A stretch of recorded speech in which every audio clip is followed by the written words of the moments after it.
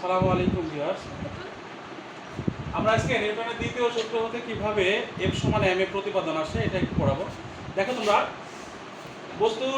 আমরা জানি বস্তুর আদি বেগ যদি u এবং কি শেষ বেগ যদি v হয়, এই বস্তুর ভর যদি m হয় তাহলে আদি ভরবেগ কি হবে mu, শেষ ভরবেগ mv। তাহলে t সময়ে ভরবেগের পরিবর্তন কি হবে mv মাইনাস mu। আর একক সময়ে ভরবেগের পরিবর্তন কি হবে mv minus mu divided by t, কারণ একক সময় হলে এটা ভাগ হয়ে যাবে। আর এটাই তার মানে একক সময় ভরবেগের পরিবর্তন মানেই বোঝা যায় যে এটা ভরবেগের পরিবর্তনের হার। তো আমরা জানি যে প্রযুক্ত বল যদি F হয়, নিউটনের দ্বিতীয় দেখো নিউটনের দ্বিতীয় সূত্র অনুযায়ী দ্বিতীয় সূত্রানুসারে কি প্রযুক্ত বল কি হলে প্রযুক্ত বল F হলে কি জানি আমরা প্রযুক্ত বল F হলে কি হয় ভরবেগের পরিবর্তনের হার প্রযুক্ত বলের সমানুপাতিক।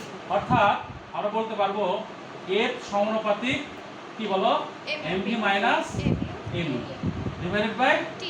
একটু লক্ষ্য করো তো, এবারে দেখো এটা সমানুপাতিক চিহ্ন উঠে গেলে একটা কি হয় k সমানুপাতিক ধ্রুবক, এখানে m কমন নাও তাহলে কি হবে বলো v minus u divided by t।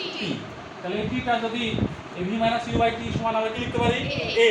এ হচ্ছে কি বলো ত্বরণ অ্যাক্সিলারেশন, তাই না?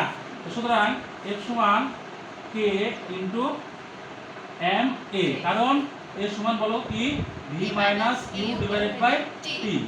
আচ্ছা, এবার লক্ষ্য করো তাহলে k এর মান যদি আমরা বলি যে F সমান 1 নিউটন বল এবং m সমান 1 কেজি ভরের উপর যদি প্রয়োগ করা হয় তখন ত্বরণ সৃষ্টি হবে a সমান 1 ms ইনভার্স কত 2।